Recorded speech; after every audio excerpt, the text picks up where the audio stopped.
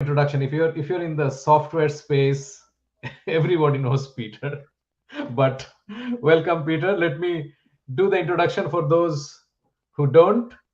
Peter is the founder and principal of the second derivative and the author of the great demo methodology focused on helping software organizations improve their sales and marketing results primarily through improving organizations' demonstrations. He literally wrote the book on it, Great Demo, How to Create and Execute Stunning Software Demonstrations. But that's not the book he's going to talk about today.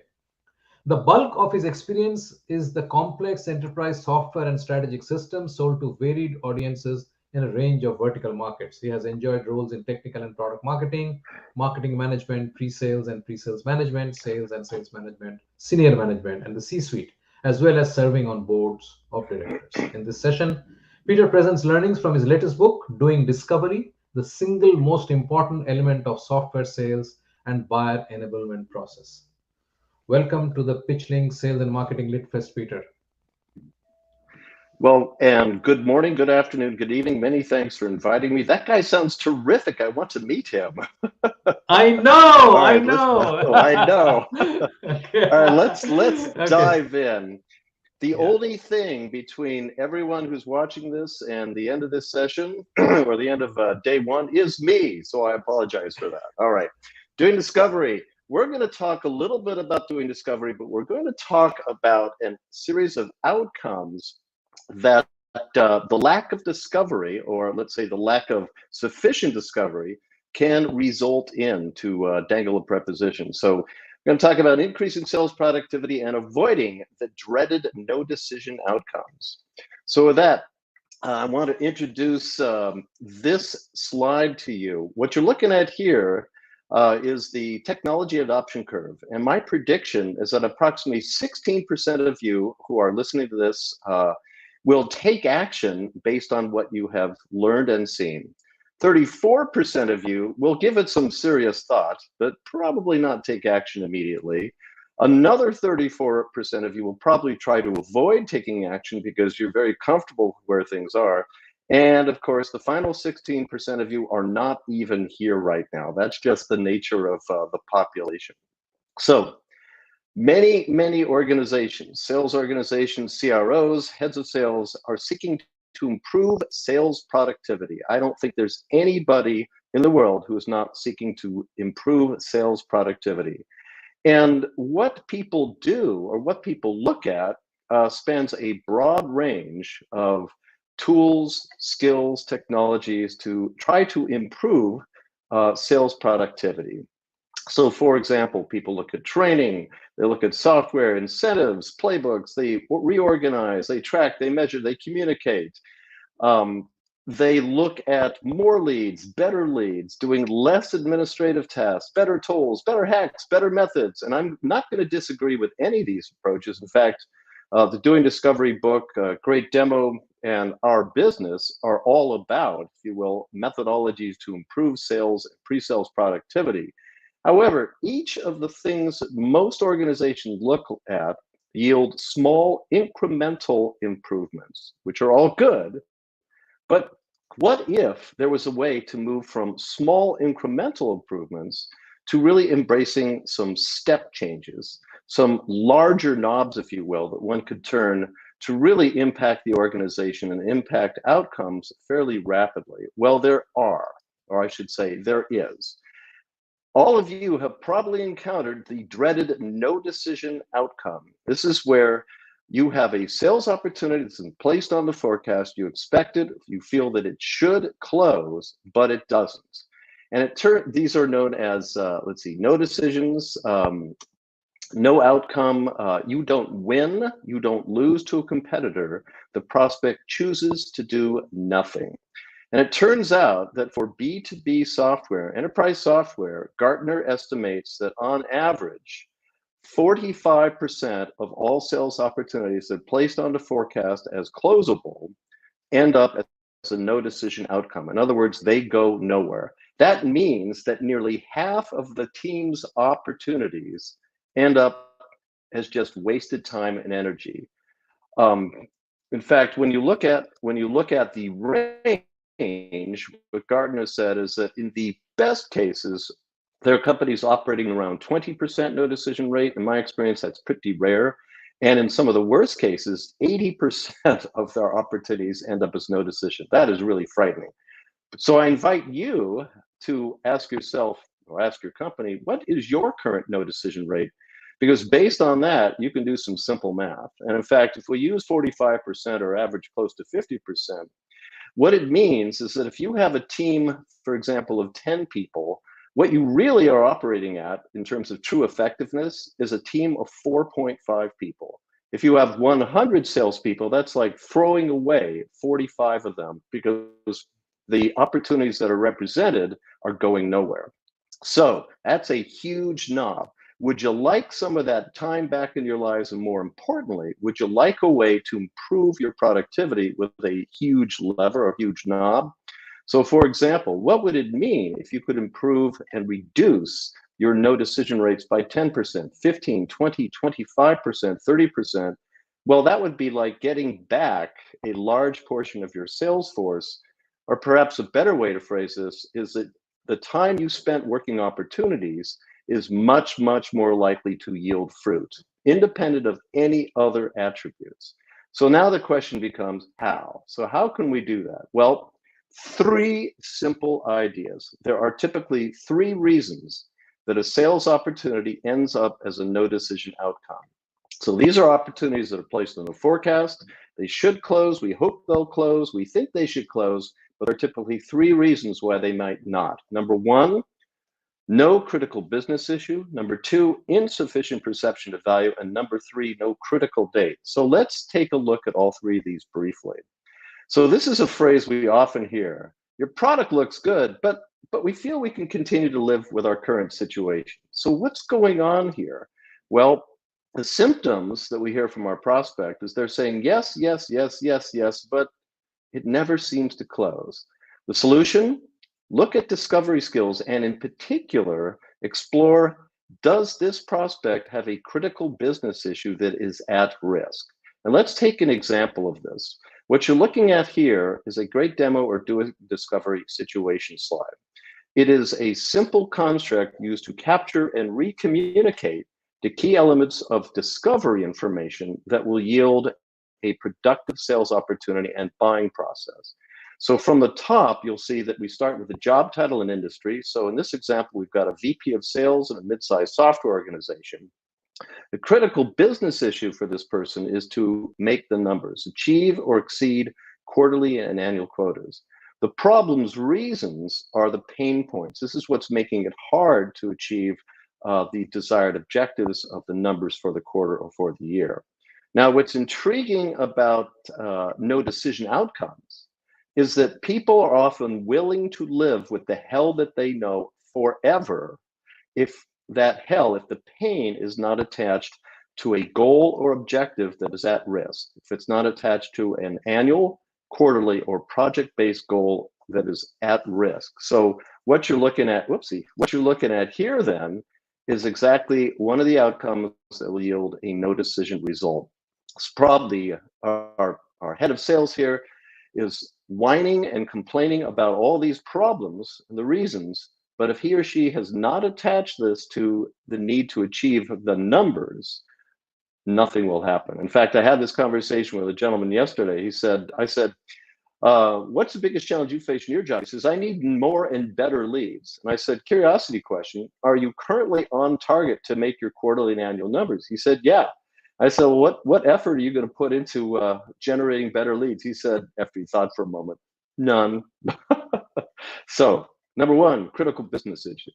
Number two, have you ever heard a prospect say, we just didn't see the value? That is the number two reason why sales opportunities end up as no decision. And if we look at the analysis, it's exactly the same. The solution, improve discovery skills to uncover and be able to communicate tangible expressions of value, not from you, not from a third party, but from the prospect's lips themselves.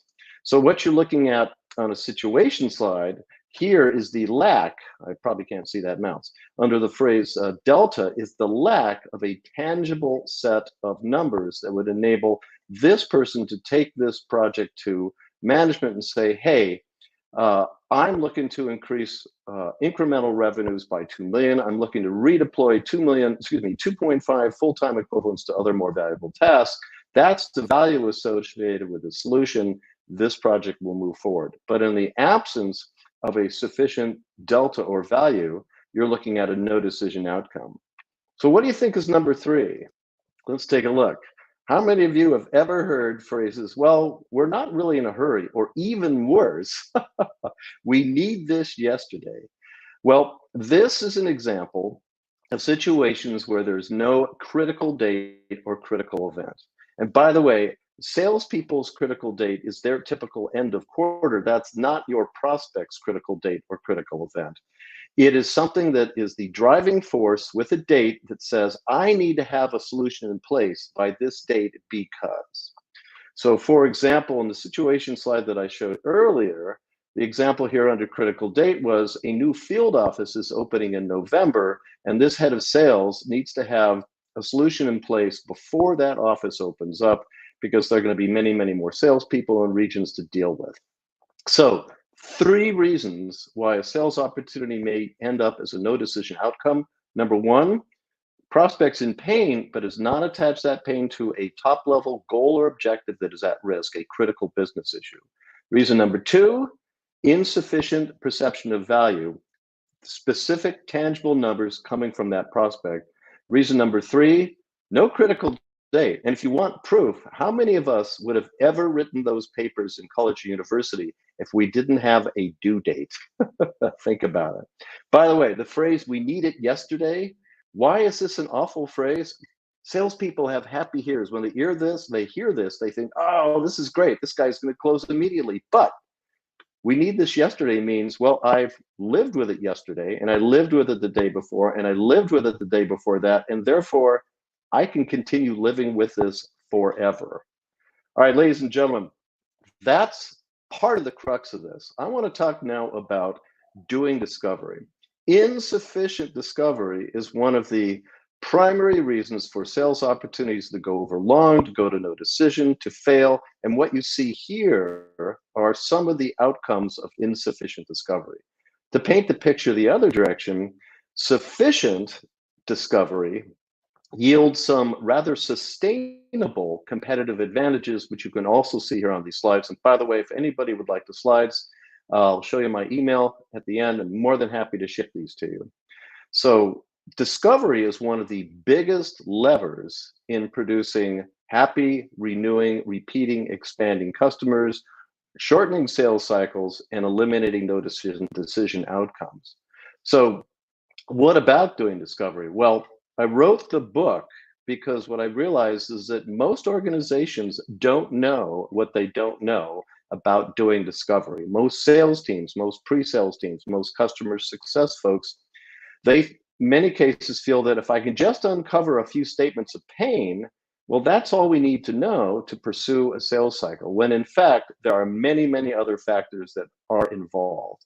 Doing discovery lays out a complete methodology that takes you from simple statements of uncovering pain to exploring pain more deeply within an organization, to understanding the impact, who else is involved, what happens when this goes wrong, to the next level of quantifying the, if you will, the pain and what the change might actually implicate. That's one of the 3 elements of avoiding no decision. Re-engineering vision is level 5. And what is meant by this is prospects often don't know what they don't know. They're not really certain. Well, let me rephrase. The public domain does not simply tell them everything they need to know about what's possible. It is only through conversations with a vendor where they can actually get clarity on that. Level 6 here is applying this methodology to a range of different real-life situations. And level 7 where you're actually practicing this as a methodology. So doing discovery explains and is really the manual, the guidebook for what you need to do and then how to do it, how to execute the steps and generate the skills. So do want to let you know that doing discovery is available on Amazon in paperback, Kindle, and audiobook formats. But wait, there's more. The third edition of Great Demo, that's the book on the right here, should be coming out in just within the next couple of weeks. And you'll notice they really are a match set. So I hope you found this useful. There are resources on our website at greatdemo.com.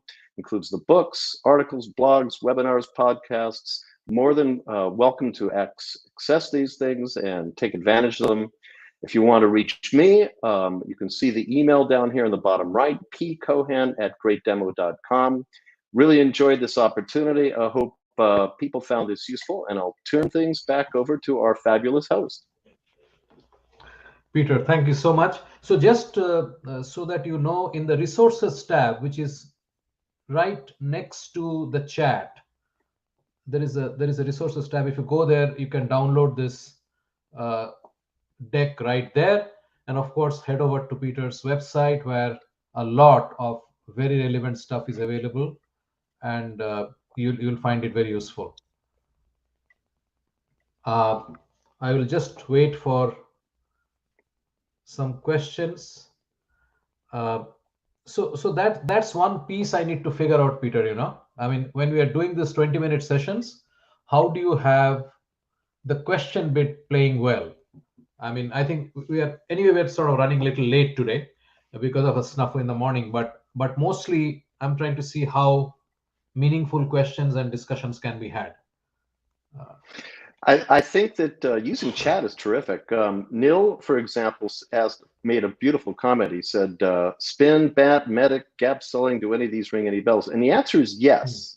However, most sales methodologies don't go deep enough. They just dip into the surface, and they don't explore things like the culture of the customer, for example. They talk about specific pains. They don't look at related pains. They don't look at the environment. They don't look at the culture. They don't look at a range of different factors that all contribute to making a decision. And that's really what I'm urging people to do, is to take a broader look at how to do discovery. So MedPick, BANT, well, let's take BANT for a moment. BANT is not a discovery methodology. It's a qualification mnemonic. Budget, authority, needs, and timeline. A prospect can say yes to all those, and yet the sales project won't continue forward necessarily. Why? Hundreds of reasons. One is they've learned from prior experience that if they say no to any of those, they get qualified out and never see a demo, for example. They lie, for example. Are you the person in charge? Absolutely. Well, no, I'm actually part of a buying committee. Okay, so medic, spin, et cetera, these are all good. And what I'm urging you to do is to go one step further. So I hope that helps. Yeah, there is another one. Who should be doing discovery? The SDR, the BDR, what level? You should think in terms, what I recommend, think in terms of this being a team sport. BDRs really are not expected to do much discovery, which is actually one of the problems with that job title. It's generally the things that are done by BDRs for qualification are for the benefit of the vendor, whereas discovery is done for the benefit of both parties. Sales people should think in terms of, let's say, business discovery. What's the critical business issue? What's the portion of the value equation? What's the timeline involved? Technical sales staff, so pre-sales, SEs, solution consultants, and so forth, may want to look at technical discovery. I want to understand the environment. I want to go a little bit deeper on the value equation. Need to uncover the specific capabilities that this prospect is looking for. So I would recommend considering this a team sport.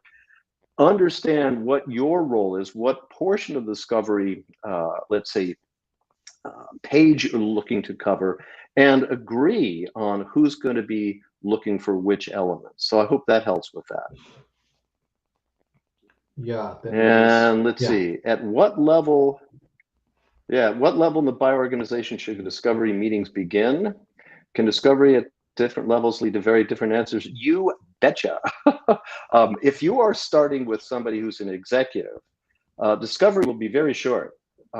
Basically, they just want to articulate, they have a critical business issue, they want it addressed, and they will delegate you down in many cases to their team members to actually do, if you will, the real discovery. Conversely, if you're working from the bottom and trying to move upwards for an organization, you're dealing with somebody whose objectives and authority is very, very limited. And you may need to actually use them to sponsor you as a champion, for example, upwards. So the book outlines this, that when you're looking at different levels of an organization, you need to understand what their scope and their experiences are, what their influences and related, so that you can actually navigate through an organization. So I hope that helps. Partial answers, Great. since we only have limited time here. Any others? Well, uh, well, if you want to elaborate a bit more, it's not that we have to end right at this moment. So you're welcome to explain a little more if you feel like, Peter. Sure. There's a four-box quadrant one could contemplate,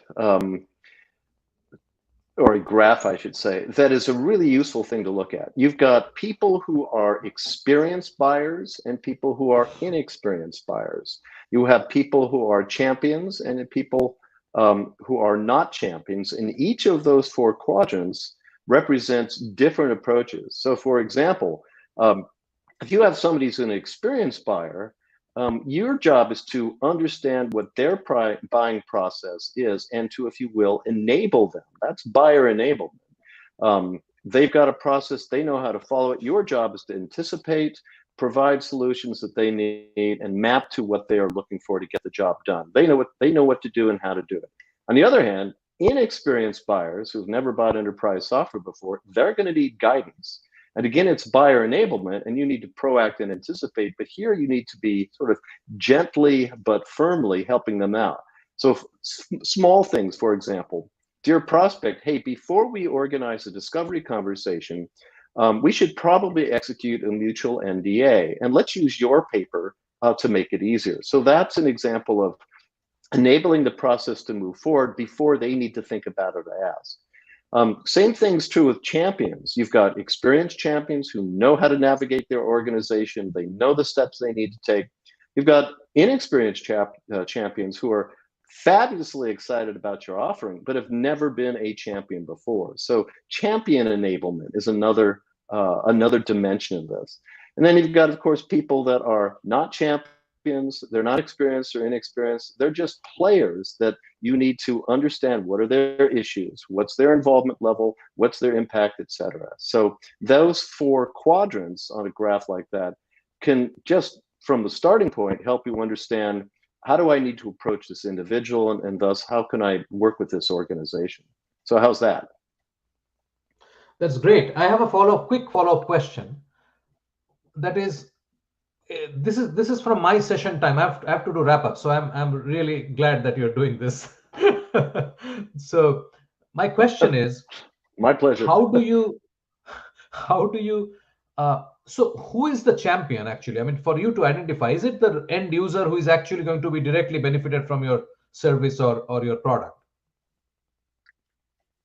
So a champion is a squishy concept. Michael Bosworth in Solution Selling and Customer-Centric Selling actually identified two different types of champions. He said there are sponsors. Those are people that like you, they like your product, they like your company, and they will help you with the process. They will introduce you to people. They'll give you insights as to what's going on. But they tend to be staff members or lower levels. They might be power users, for example. On the other hand, Bosworth identified power sponsors, and these are people that are in positions of power and authority. They actually have the authority to make the purchase, or they are, let's say, senior members of the buying committee or the buying team. They are able to sponsor you. They're able to delegate their authority through you to meet with other people, to gather information that otherwise would be very, very difficult to gather, and so forth. So, understanding what a champion is slightly I should say, sadly, a bit of a multi-threaded process. And again, this is what doing discovery helps to unwind for you as well. Who am I working with? What can I expect out of them? What can I expect out of a staff member power user versus somebody who's a VP, for example? And how do I interact with these people? So thoughts on that? No, I mean this is what I was trying to figure out. Obviously, it's not the same thing, and and depending upon what you are doing and the organization and what you know about them, identifying a champion could become a tricky thing. Because I know one thing, that unless you somebody is helping you navigate inside the organization, it's very difficult unless you're already familiar with the organization. It's not easy, never easy, and You know, there's a subtlety there, and that is if you are meeting resistance in an organization and nobody is resonating with the solution that you're talking about, or even worse, nobody is resonating that the problem that you've identified or they have identified is sufficiently important, I would move on. yeah, You're pushing absolutely. rope. That's a great Yeah. example of it's going to be a no decision outcome. And by the way, this is what sales. This is why I use this as the theme for this session. This is what sales and pre-sales people face all the time. They uncover a problem, and the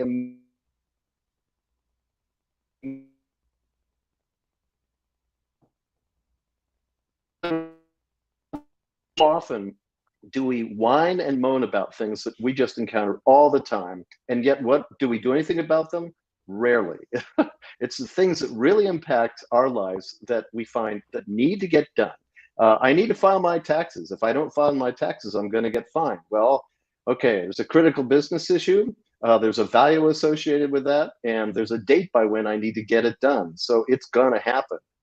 On the other hand, I really should clean the garage. Yeah, how many times have we said that? And when does it get done? Oh, soon.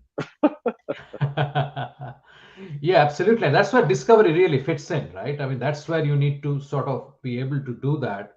Yeah, I think this is great, Peter. Thank you so much.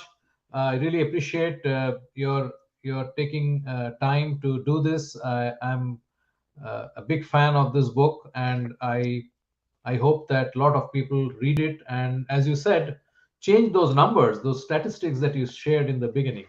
We need to move some of those numbers up. Absolutely. Thanks very much for having us and for putting on the event. Thank you, guys. This is the end of day one. I will come back in a moment to do a quick wrap up, and then you can network. I mean, there are a few of you still here, so just get to say hi to each other, and